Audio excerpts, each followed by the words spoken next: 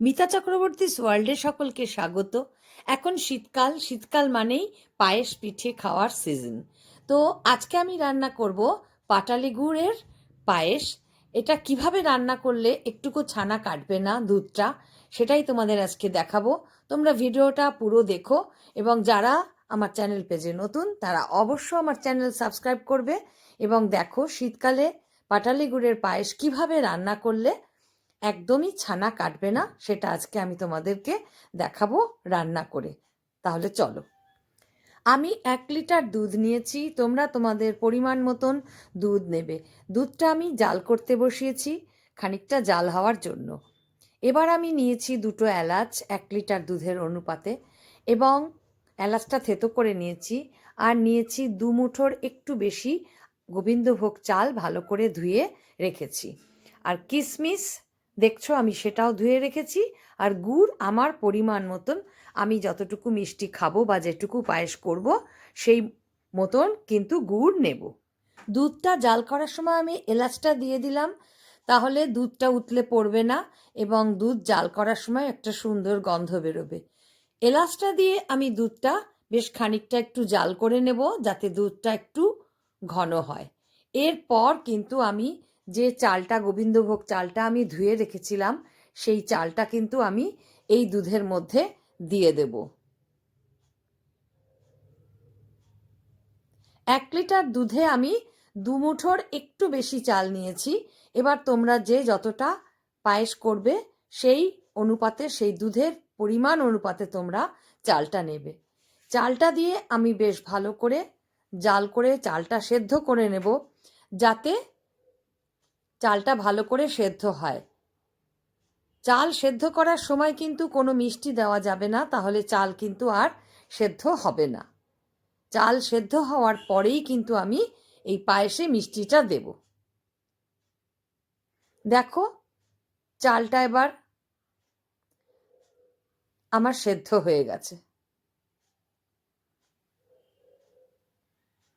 দুধের মধ্যে চালটা যখন সেদ্ধ হয়ে যাবে সম্পূর্ণ, তখনই কিন্তু আমি এর মধ্যে দিয়ে দেব 1 চামচ চিনি। 1 চামচ চিনি কিন্তু অবশ্যই দিয়ে খানিকটা জাল করে নিতে হবে, তাহলে কিন্তু পাটালি গুড় দিলে দুধটা আর ছানা কাটবে না। 1 চামচ চিনি দিয়ে পায়েসটা একটু জাল হওয়ার পর কিন্তু আমি গুড়টা দিয়ে দিলাম। যতটা গুড় আমি নিয়েছিলাম সেই পরিমাণ গুড় আমি দুধের মধ্যে দিয়ে দিলাম, এবং দেওয়ার পর গুড়টা যেহেতু শক্ত, সেই জন্য কিন্তু হাতার সাহায্যে এটাকে একটুখানি ছোট আস্তে আস্তে করে বাড়ি দিয়ে গুড়টাকে গলিয়ে নিতে হবে, যাতে গুড়টা ভালোভাবে গলে যায়।